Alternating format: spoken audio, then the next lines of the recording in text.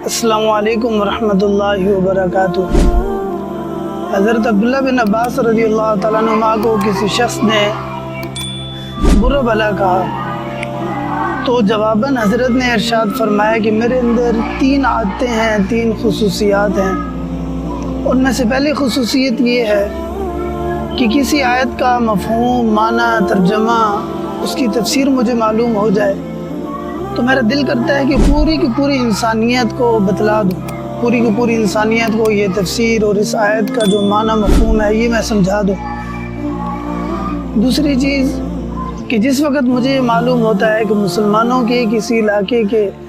بادشاہ جو ہیں وہ عادل ہیں اور اس کے ادارے جو ہیں وہ اچھے ہیں، وہ انصاف کرنے والے ہیں، تو میرا دل خوش ہو جاتا ہے اور میں اس بادشاہ کے بارے میں، اس حاکم کے بارے میں بہت زیادہ خوش ہوتا ہوں کہ اللہ تعالیٰ کی ذات نے مسلمانوں کو ایک نعمت عطا فرمائی ہے۔ الحمدللہ، اللہ تعالیٰ کی ذات کا لاکھ لاکھ شکر ہے کہ اللہ تعالیٰ کی ذات نے ہمیں یہ نعمت عطا فرمائی ہے۔ تیسری چیز حضرت نے فرمایا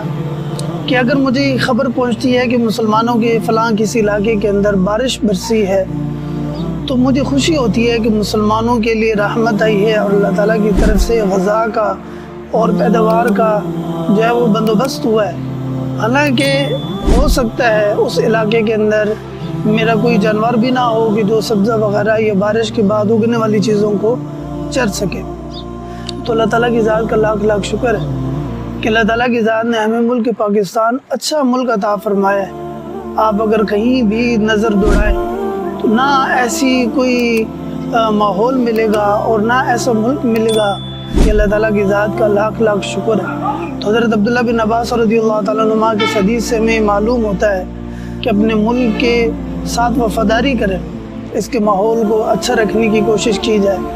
اور جو لوگ اس کا ماحول خراب کرنے والے ہیں ان کا ساتھ نہ دیا جائے، اور ایسا ماحول پیدا کیا جائے کہ دینداری کا ماحول ہو، سب آپس کے اندر پیار، اتفاق، اتحاد اور ایک دوسرے کے ساتھ تعاون کرنے والے ہوں۔ جس وقت یہ چیز اپنے ملک کے اندر لے کر آئیں گے تو یہ ملک، ہمارا گھر جو ہے وہ امن کا گہوارہ ہوگا اور اس کے اندر رہ کر ہمیں سکون محسوس ہوگا۔